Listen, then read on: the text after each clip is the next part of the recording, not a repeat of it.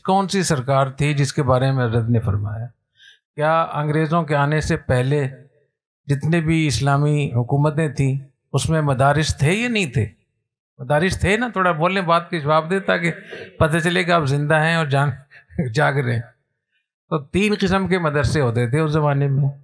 زیادہ مدرسے وہ ہوتے تھے جو حکومت کے مادات ہوتے تھے، دوسرے نمبر پر وہ مدرسے ہوتے تھے جو اوقاف سے اور انڈاؤمنٹ سے چلتے تھے، وہ بھی حکومتی کے مادات ہوتے تھے۔ ایک حصہ مدرسوں کا وہ تھا جو شخصی طور پہ بڑے نواب لوگ تھے، خاندانی مدرسے ہوتے تھے۔ تو اس زمانے میں 80% مدارس وہ سرکار کے ماتحت ہوتے تھے۔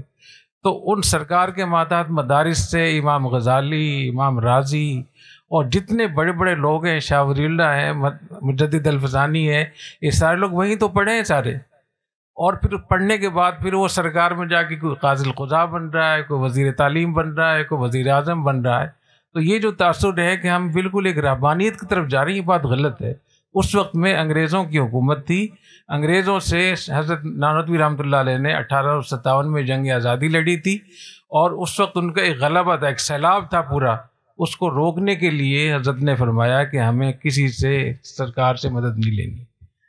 اور اسی دوران حضرت نانوتوی رحمۃ اللہ علیہ کے وصال کے بعد حضرت کے صاحبزادے مولانا محمد احمد نانوتوی رحمۃ اللہ علیہ وہ محتمم بنے۔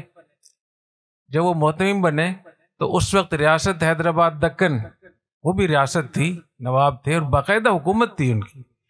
تو سب سے زیادہ جو امداد ملتی تھی، چندہ ملتا تھا، وہ ریاست حیدرآباد سے ملتا تھا، ریاست بھاولپور سے ملتا تھا، ریاست قلات سے ملتا تھا۔ جتنا بھی جو گندم ہوا کرتی تھی وہ ریاست بھاولپور سے جاتی تھی سر۔ تو ان تینوں ریاستوں سے، ریاست بھوپال سے بھی آتی تھی، تو 4 ریاستوں کی تو سراہتاً موجود ہے کہ وہاں سے دارالعلوم دیوبند کو نہ صرف چندہ آتا تھا بلکہ سال کے آخر میں نواب حیدرآباد دکن خود آتے تھے اور سال بھر کے تمام حسابات کو دیکھ کر اس پہ دستخط کر کے جاتے تھے۔ تو پھر یہ اگر اس کو عمومی طور پہ لیں گے تو پھر ریاست حیدرآباد بھی تو سرکار تھی۔ حضرت مولانا محمد احمد نانوتوی رحمۃ اللہ علیہ جب محتمم بنے تو ریاست حیدرآباد دکن کے جو نواب صاحب تھے انہوں نے کہا کہ میں اپنے ریاست میں نظام قضاء اور نظام تعلیم ٹھیک کرنا چاہتا ہوں، میری یہ درخواست ہے کہ محتمم صاحب کو 1 سال کی چھٹی لے کر دیں تاکہ وہ باقاعدہ ہمارے ہاں نظام تعلیم کو ٹھیک کریں۔ تو حضرت مولانا نانوتوی محمد احمد نانوتوی رحمۃ اللہ علیہ 1 سال کی چھٹی لے کر، اہتمام چھوڑ کر، دارالعلوم دیوبند کو چھوڑ کے ریاست میں جا کے ملازمت کی حضرت نے۔ حضرت کا انتقال بھی وہیں ہوا۔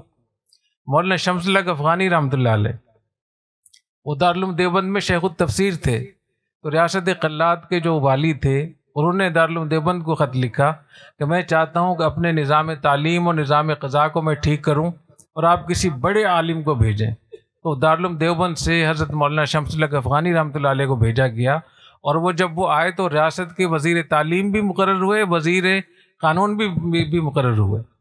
تو آپ تو یہ کہہ رہے ہیں کہ حکومت سے بات ہی نہ کریں، وہ تو وزیر بن رہے ہیں۔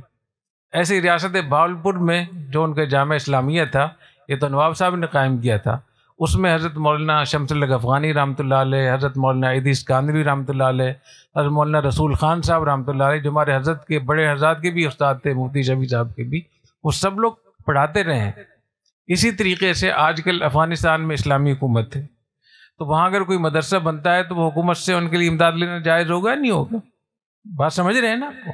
تو اس کو دیکھا جائے گا کہ ریاست اور حکومت کس کی ہے۔